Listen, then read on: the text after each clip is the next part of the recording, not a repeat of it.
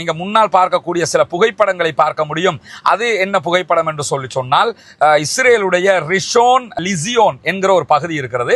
இது இஸ்ரேல் ஆக்கிரமிக்கப்பட்ட பாலஸ்தீனம். இஸ்ரேல்னு நான் சொல்ற எல்லாமே ஆக்கிரமிக்கப்பட்ட பாலஸ்தீன பகுதிகள். பாலஸ்தீன் தானே இஸ்ரேலா மாறி இருக்குது. அதுல இருக்கக்கூடிய ரிஷோன் லிசியோன் என்கிற பகுதி, அந்த பகுதியின் மீது ஈரான் நடத்தி இருக்கக்கூடிய இன்றைய தாக்குதல்ங்கிறது முன்னாடி நீங்க பாப்பீங்க. நானே ஆரம்பத்தில் போட்டோ பார்த்துட்டு என்ன நினைச்சேன்னு கேட்டா, இது கலிபோர்னியா காட்டு தீயில வந்த போட்டோஸோ அப்படின்னு நினைச்சேன். நினைச்சேன். அதனால பிறகு எடுத்து இன்னும் கொஞ்சம் 1-2 வாட்டி செக் பண்ணி பார்த்துருவோம். பார்த்தா அவங்க பிபிசியை போட்டு வச்சிருக்காங்க. திரும்ப ஆயத்துல்லா அலி காமனி என்ன சொன்னாரு, மரணத்தை விட உச்சகட்ட வலியை உங்களுக்கு தருவோம். என்ன கேட்டா, ஈரான் இப்படி சொல்லக்கல கொஞ்சமாவது இஸ்ரேல் யோசிச்சிருக்கணும். ஏன்னா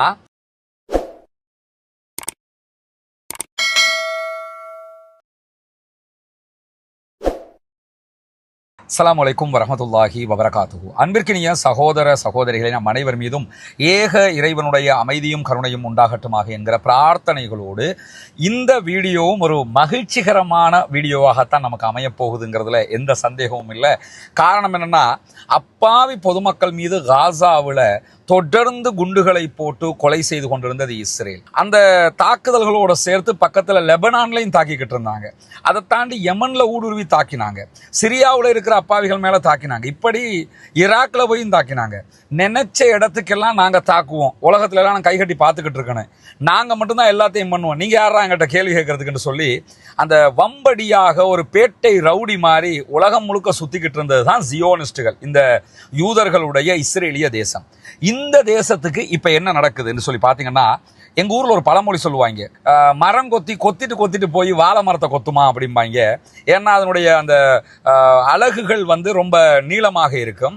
எல்லா மரத்தையும் கொத்தும் போது அது ரிட்டர்ன் எடுத்துடலாம். வாழை மரத்துல கொத்தினா மாட்டிக்கிறோம். அது மாதிரி இப்ப நிலைமை எப்படி ஆயிடுச்சுன்னு கேட்டா, தேவையில்லாம போய் ஆப்ப தானே வாங்கி சொருகிக்கிட்ட மாதிரி கதையாக ஈரான் மேல தாக்குதல் நடத்தி மாட்டிக்கொண்டு முடித்து கொண்டிருக்கிறது இஸ்ரேலிய ஆக்கிரமிப்பு அரசாங்கம்.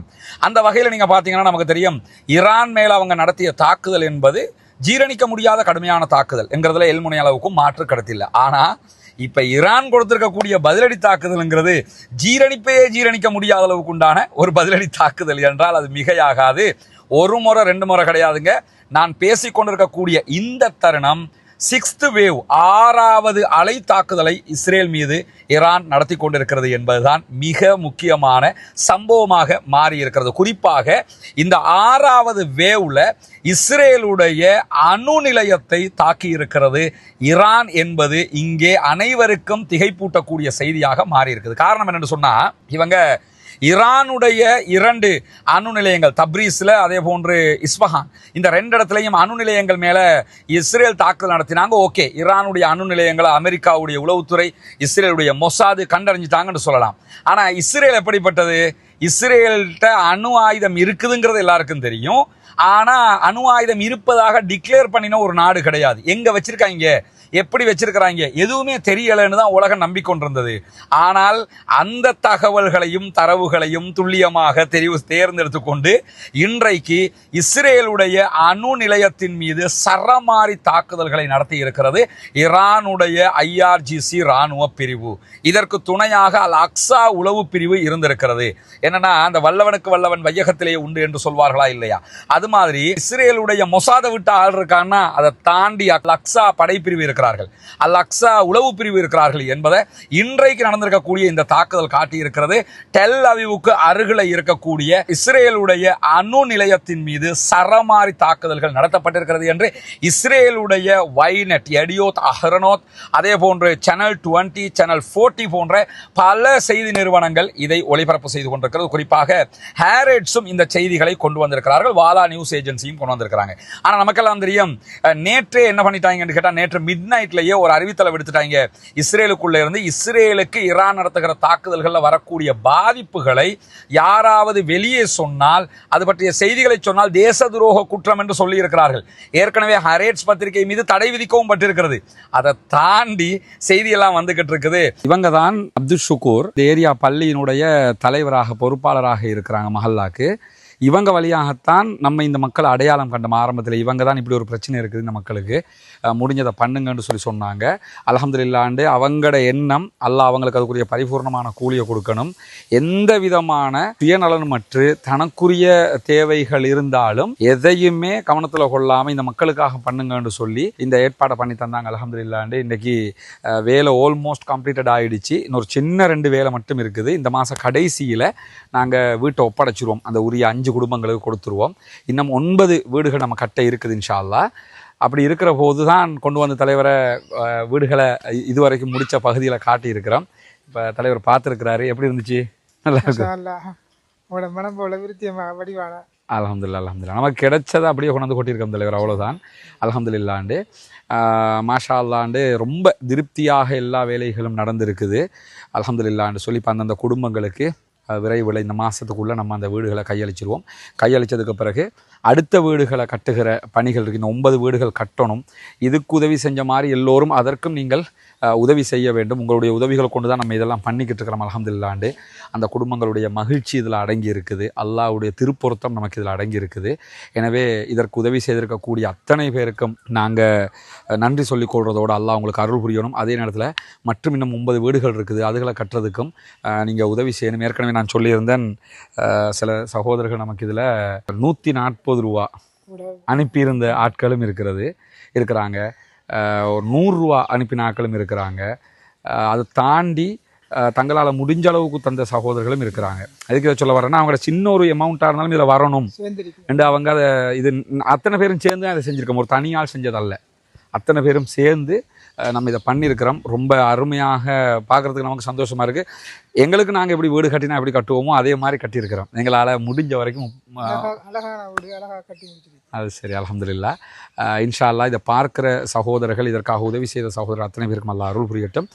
மற்ற வீடுகளுடைய பணிகளை மீது கொடுத்ததோடு நம்ம ஆரம்பிக்க வேண்டியிருக்கு. ஏன்னா அந்த மக்களும் அடுத்த எதிர்பார்ப்போடு இருக்கிறாங்க. எனவே அதற்காக உங்களுடைய உதவிகளை வாரி வழங்குமாறு கேட்டுக்கொள்கிறேன். முன்னால் தெரிகிற நம்முடைய அக்கௌண்ட் நம்பருக்கு நீங்கள் நேரடியாகவே உங்களால் முடிந்த உதவிகளை, தான தர்மங்களை வைப்பு செய்ய முடியும். அதே நேரத்தில் சில நாடுகளிலிருந்து வைப்பு செய்ய முடியாது என்று சொல்லக்கூடிய சகோதரர்கள் முன்னால் தெரிகிற வாட்ஸ்அப் மற்றும் தொலைபேசி இலக்கத்திற்கு என்ன நீங்கள் தொடர்பு கொள்ள முடியும். தொடர்பு கொள்கிற பட்சத்தில் அதுக்குரிய வழிகாட்டுதல்களையும் நம்ம தர்றதுக்கு தயாராக இருக்கிறோம். அத்தனை பேரும் இந்த மக்களுக்காகவும் எங்களுக்காகவும் துவா செய்கிற அதே நேரம் சகோதரர் அப்துல் ஷுக்கூர் அவங்க தான் இதற்கு முன்னணியாக நின்று இதனுடைய விதையை போட்டது இவங்க தான். எனவே அல்லாஹு தஆலா அவருக்கும் அருள் புரிய வேணும்னு சொல்லி அல்லாஹ்விடத்தில் பிரார்த்தனை செய்யுங்க. எங்களுக்காக நீங்களும் பிரார்த்தனை செய்யுங்க தலைவரே. இன்ஷா அல்லாஹ் செஞ்சு கொண்டே இருக்கிறேன். அல்லாஹ் பரக்கத் செய்யட்டும் இன்ஷா அல்லாஹ். உங்களுக்கு சந்தோஷம் தானே? இப்போ சரி, ஏண்டா உங்களோட முயற்சிக்கு அல்லாஹ் அதுக்குரிய நீங்கள் எதிர்பார்த்தது நடக்குது இன்ஷா அல்லாஹ். இப்போ இதில் சிலது இருக்குது தலைவர், சில ஓடுகள் அந்த மேலே அவங்க ஓடு போன இடத்துல சிலது 1-2 உடஞ்சிருக்கு. அந்த பாருங்கள், அதெல்லாம் மாற்றுறதுக்கு தான் கொண்டாந்துருக்குறாங்க. இப்போ மாற்றி விட்டுணும், அதையும் மாற்றி விட்டுட்டோம்னா சரியாயிரும் இன்ஷா அல்லாஹ். சரிதானே? ஏன்னா ஈரானுக்குள்ள என்ன நடக்குது, ஈரானை அழித்து விட்டோம், நொறுக்கி விட்டோம் என்று சொல்லி எல்லா ஊடகங்களும் செய்தி போட்டாங்க. இப்போ போடு பாப்பம் செய்தியை, இஸ்ரேலுடைய அணுமின் நிலையம் தாக்கப்பட்டிருக்குது போடுவாங்களா? ஒரு சில இஸ்ரேலுடைய ஊடகங்களே போடுறாங்க. CNN போடுவானா, BBC போடுவானா? போடாத நிலையை நம்ம பார்க்குறோம். இப்படி அவர்களுடைய அணுமின் நிலையத்தை வச்சு செஞ்சிருக்கிறாங்க சற்று நேரத்துக்கு முன்பதாக. அதை தாண்டி இன்னொரு தாக்குதல் அசர்பைஜான் மாகாணத்தில் ஈரானுடைய பகுதிகளுக்குள்ள என்ன பண்ணாங்கன்னு சொன்னால், இஸ்ரேல் உளவு பார்க்கக்கூடிய அவர்களுடைய ட்ரோன் அனுப்பினாங்க. அந்த காசாவுக்குள்ள அனுப்புவாங்க. காசாவுக்குள்ள அனுப்பி எங்கே இருக்கிறேன்னு பார்ப்பாங்க, பார்க்க முடியாது. ஏன்னா அவங்க அத்தனை பேருமே பங்கருக்குள்ளே இருப்பாங்க. அப்படி இருக்கிற இடத்துல ஈரானுக்குள்ள அனுப்பினாங்க. ஈரானுக்குள்ள நேற்று தாக்குதல் நடத்தினங்கிறதுக்காக இன்னைக்கு அனுப்பினா விட்டு வைப்பாங்களா? இன்றைக்கு அவர்கள் அனுப்பிய அத்தனை உளவு விமானங்களையும், ஆளில்லாத உளவு பார்க்கக்கூடிய ட்ரோன்கள் அத்தனையுமே அடித்து நொறுக்கி இருக்கிறது ஈரான் என்கிற செய்திகளை இன்றைக்கு ஈரானுடைய இர்னாவாக இருக்கலாம், அல்லது ஈரானுடைய மற்ற மெஹர் நியூஸ் ஏஜென்சியாக இருக்கலாம், எல்லாமே போட்டிருக்காங்க. அல் ஜசீரா போட்டிருக்கிறாங்க. அதை தாண்டி இஸ்ரேலுடைய ஊடகங்களும் அந்த செய்திகளை போட்டிருக்கிறத நம்ம பார்க்க முடியும். இதோட சேர்த்து ஈரானுக்கு ஆதரவாக, காசாவுக்கு ஆதரவாக மிக தெளிவாக செயல்பட்டு வரக்கூடிய ஹூதிகள், அன்சாருல்லா படைப்பிரிவும் சற்று நேரத்துக்கு முன்பதாக இஸ்ரேல் மேலே சரம் மாதிரி ட்ரோன் அட்டாக் பண்ணியிருக்கிறாங்க. இவ்வளவு நாளாக கொஞ்சம் பொறுத்து போனால் நீ ஓவரா தான் போகிறங்கிற மாதிரி இன்றைக்கு யமனில் இருந்தும் ட்ரோன் தாக்குதல்கள் நடத்தப்படுகிறது. அந்த தகவல்களும் வெளிவந்து கொண்டிருக்கக்கூடிய நேரத்தில் நீங்க முன்னால் பார்க்கக்கூடிய சில புகைப்படங்களை பார்க்க முடியும். அது என்ன புகைப்படம் என்று சொன்னால் இஸ்ரேலுடைய ரிஷோன் லிசியோன் என்கிற ஒரு பகுதி இருக்கிறது. இது இஸ்ரேல் ஆக்கிரமிக்கப்பட்ட பாலஸ்தீனம். இஸ்ரேல்னு நான் சொல்ற எல்லாமே ஆக்கிரமிக்கப்பட்ட பாலஸ்தீன பகுதிகள். பாலஸ்தீன் தானே இஸ்ரேலா மாறி இருக்குது. அதுல இருக்கக்கூடிய ரிஷோன் லிசியோன் என்கிற பகுதி, இந்த பகுதி 1881களுக்கு பிறகு ஒட்டோமான் கலிஃபேட், உஸ்மானிய கலிஃபேட் வீழ்ந்ததற்கு பிறகு பாலஸ்தீனத்தினுடைய பகுதியாக இருந்து இஸ்ரேல் கைப்பற்றி கொண்ட பகுதி. அந்த பகுதியை தான் என்ன பண்றாங்கன்னு கேட்டா இப்ப ரிஷோன் லிசியோன் சொல்லி மாற்றி வச்சிருக்காங்க. இந்த பகுதிகளில் கிட்டத்தட்ட 2,60,000 மக்கள் வாழக்கூடிய ஒரு பகுதி, ஒரு நகரம். அது 2,60,000 பேர்னா கொஞ்சம் கிடையாது. எவ்வளவு பேர் வாழ்றாங்கன்னு பாருங்க. அவ்வளவு பெரிய ஒரு பிரம்மாண்டமான பகுதி. அந்த பகுதியின் மீது ஈரான் நடத்தி இருக்கக்கூடிய இன்றைய தாக்குதல்ங்கிறது முன்னாடி நீங்க பாப்பீங்க. நானே ஆரம்பத்தில் போட்டோ பார்த்துட்டு நினைச்சேன்னு கேட்டா இது கலிபோர்னியா காட்டு தீயில வந்த போட்டோஸோ அப்படின்னு நினைச்சேன். உண்மையாவே நினைச்சேன். அதனால பிறகு எடுத்து இன்னும் கொஞ்சம் 1-2 வாட்டி செக் பண்ணி பார்த்துருவோம். பார்த்தா அவங்க பிபிசியை போட்டு வச்சிருக்காங்க. இது ரிஷோன் லிசியோன்ல ஈரானுடைய தாக்குதல் அழிந்த பகுதிகள் என்று சொல்லி இஸ்ரேலுடைய ஊடகங்களை அதனுடைய ட்ரோன் ஷாட், அது ஏரோ ஃபுட்டேஜை தான் வெளியிட்டிருக்கிறாங்க. நீங்க எனக்கு முன்னாடி பார்க்க முடியும் எப்படி அழிஞ்சிருக்குதுன்னு பாருங்க. அடிச்சு துவைச்சுக்கிட்டு இருக்கிறாங்க. திரும்ப திரும்ப ஆயத்துல்லா அலி ஹாமனி என்ன சொன்னாரு, மரணத்தை விட உச்சகட்ட வலியை உங்களுக்கு தருவோம்னாங்க. என்ன கேட்டா ஈரான் இப்படி சொல்லக்கல கொஞ்சமாவது இஸ்ரேல் யோசிச்சிருக்கணும். ஏன்னா ஈரான்காரங்களும் டொனால்ட் ட்ரம்ப்பும் கிட்டத்தட்ட ஒன்று மாதிரி தான் இருப்பாங்க. ஏன்னா டொனால்ட் ட்ரம்ப்பும் எதை செய்யறோங்கிறத யோசிக்காம செஞ்சுவிட்டு பிறகுதான் அதை பற்றியெல்லாம் பார்ப்பாப்புல. அதை தாண்டி இன்னொருபடி உலகத்தில் யாராவது இருக்கிறாங்கன்னு சொல்லி சொன்னால் 2 பேர் இருக்கிறாங்க. ஒன்று ஈரான்காரங்க, இன்னொன்று வடகொரியாக்காரங்க. செய்யறதை செஞ்சுபிட்டு தான் வர்ற விளைவெல்லாம் அப்புறம் பார்த்துக்கலாம் அப்படின்னு இருக்கிறவங்க. பொறுமையாக எவ்வளவோ போய் பார்த்தாங்க. பொறுமை எல்லையை மீறிடுச்சு. அதனால தான் இப்போ வச்சு செஞ்சுக்கிட்டு இருக்கிறாங்க. இஸ்ரேல் ஈரான் மேலே வேவ்ஸ் அடிச்சாங்க. 6 கட்ட தாக்குதல்களை நடத்தி இருந்தார்கள். இன்றைக்கு காலையிலேயும் ஈரான் மேலே அவங்க ட்ரோன் அட்டாக் பண்ணினாங்க, விமான தாக்குதல் நடத்த போனாங்க. அது எல்லாத்தையுமே தாராளமாக ஈரான் முறையடித்திருக்கிறது. முறையடித்து தான் 6th வேவ் 6வது கட்ட தாக்குதலை மீண்டும் தொடர்ந்திருக்கிறார்கள். அமெரிக்காவுடைய கருத்து பிரகாரம் இந்த தாக்குதல்கள் இன்னும் குறைந்தது 1 வாரமாவது தொடரும் என்று அமெரிக்கா நினைக்கிறது. அது பொறுத்திருந்து பார்ப்போம் என்னவெல்லாம் நடக்குதுன்னு.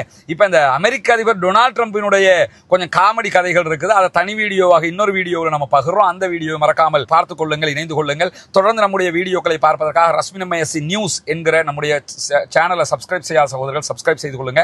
அதே மாதிரி ரஸ்மினமயசி அப்டேட்ஸ் என்கிற நம்முடைய மற்ற சேனலையும் சப்ஸ்கிரைப் செய்து கொள்ளுங்க. ஏன்னா அதுலேயும் இதில் மாறி தான் நம்ம வீடியோக்களை போட்டுக்கிட்டு இருக்கிறோம். நம்முடைய டெலிகிராம் சேனலுடைய லிங்க் ரஸ்மினமயசி என்கிற என்னுடைய ஃபேஸ்புக் பக்கத்தில் லிங்கை நம்ம போட்டிருக்கிறோம். நம்முடைய வாட்ஸ்அப் சேனல்லையும் இந்த லிங்க் டெலிகிராம் லிங்கை போட்டிருக்கிறோம். அதில் இணைந்து கொள்ளுங்கள். ஏன்னா அதில் நிறைய இதில் போட்டோஸ் வீடியோஸ் நம்ம பகிர்ந்து கொண்டு இருக்கிறோம்.